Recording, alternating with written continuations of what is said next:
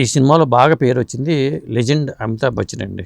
మరి ఆయన చేసిన అశ్వత్థామ పాత్ర కానీ, అలాగే మరి కల్కిని మోసే దీపిక పడుకునే పాత్ర, వీళ్ళ గురించి వీళ్ళ డ్రెస్ మెటీరియల్ గురించి కానీ నేను అడగలేదు, అది కూడా చెప్పండి ఒకసారి. ఇప్పుడు అమితాబ్ బచ్చన్ గారు అంటే అసలు నేను పుట్టకముందే ఆయన super star, all India super star అండి. ఆయన్ని బిగ్ బాస్, బిగ్ బి అని కూడా అంటారు.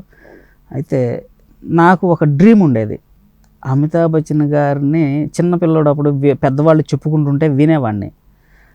ఇండస్ట్రీకి వచ్చిన తర్వాత ఏదో ఒక రోజున ఆయనకి డ్రెస్ కుట్టే అవకాశం నాకు వస్తుందా లేదా అని ఎంతో ఫీలింగ్ ఉండేది. సరేలే ఆయనకి అవకాశం వస్తుందో అనుకునేవాడిని, రాదు వస్తుందో అనేది లేదు నమ్మకం.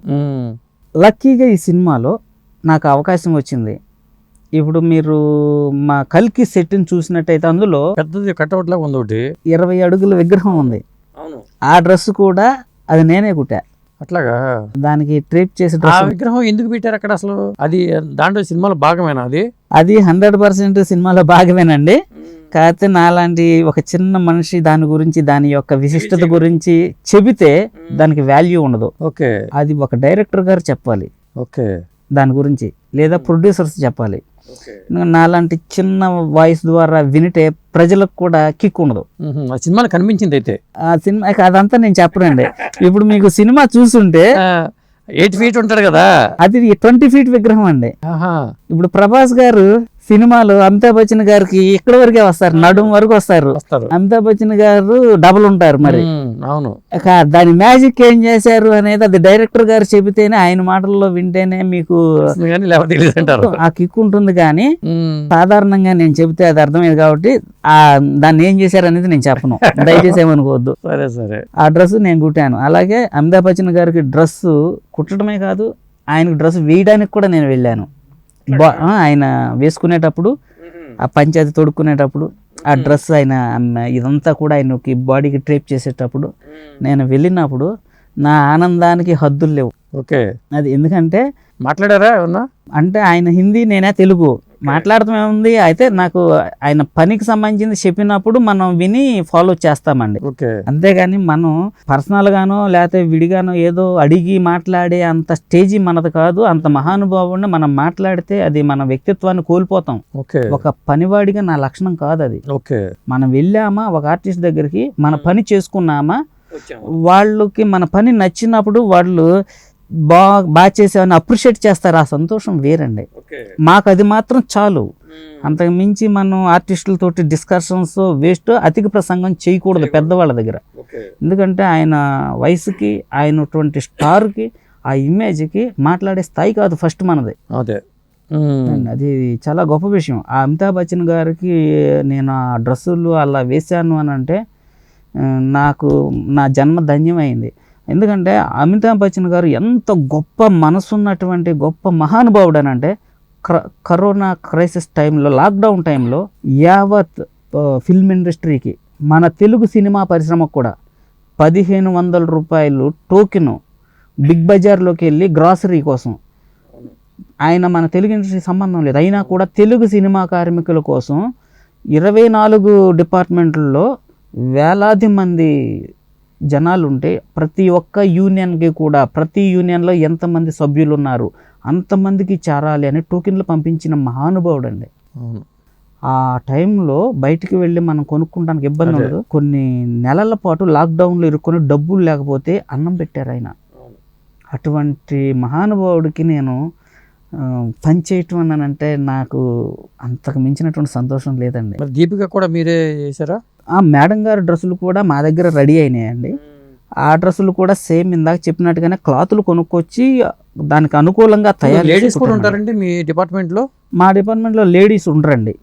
లేడీస్ ఉండరు. కానీ ఇప్పుడు లేడీస్కి ఎవరికైనా శారీ ట్రేపింగ్ ఎలాంటివి చేయాలంటే శారీ ట్రేపర్లను వాళ్ళని పెడతామండి.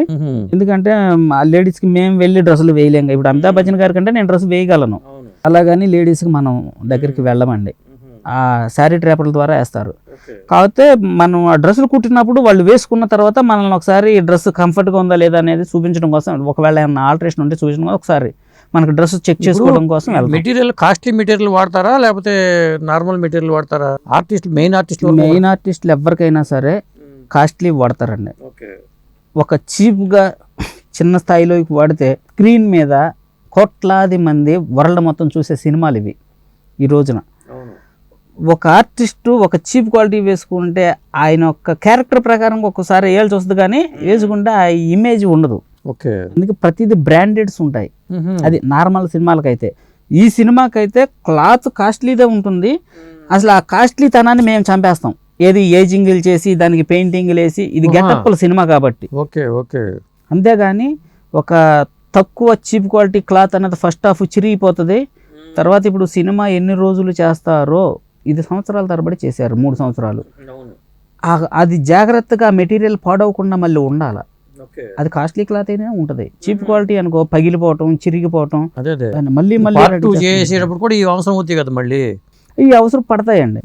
ఇవి సంబంధించిన అది ఉంది, ఆ కోట్ ఉంది.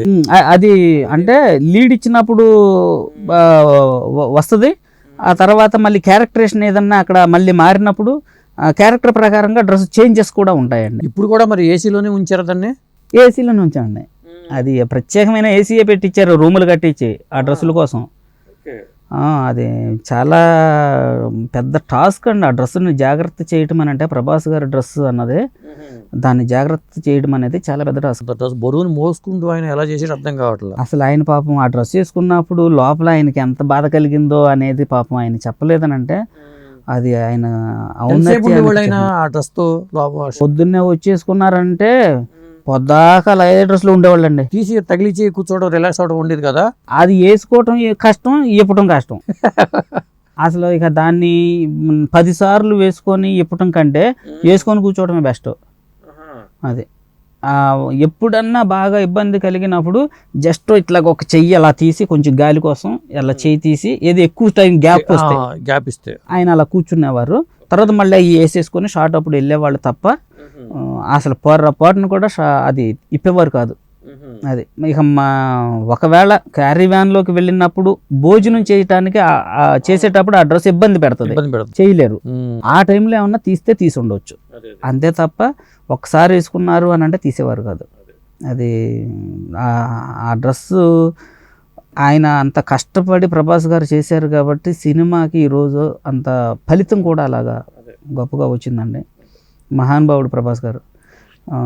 ఇప్పుడు దీపికా మేడం గారు కూడా ఒక్కసారి డ్రెస్ వేసుకున్నారంటే ఎవరు తీరు. అట్లాగే అమితాబ్ బచ్చన్ గారు కూడా డ్రెస్ ఒకసారి వేసుకున్నారంటే తీరండి. ఎందుకంటే ఒకసారి వేసుకున్న తర్వాత సాధారణమైన బట్టల్లాగా తీసేసి వేసేసుకునే డ్రెస్సులు కావాలి. అవును, ఇప్పుడు ఆ రైడర్ డ్రెస్సులు ఉన్నాయి.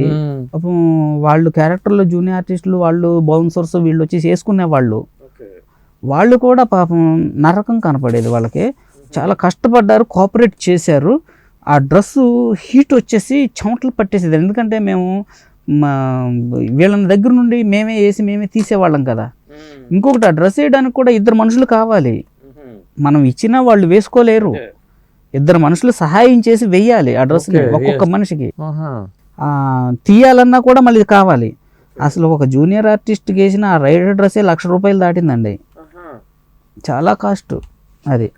మళ్ళీ దాన్ని ఏమాత్రం అజాగ్రత్తగా హ్యాండిల్ చేసినా అవి ఊడిపోవటం, జిప్పులు ఫెయిల్ అయిపోవటం, విరిగిపోవటం జరిగాయి. అది చాలా కేర్ తీసుకునే వాళ్ళం డ్రెస్సుల కోసం.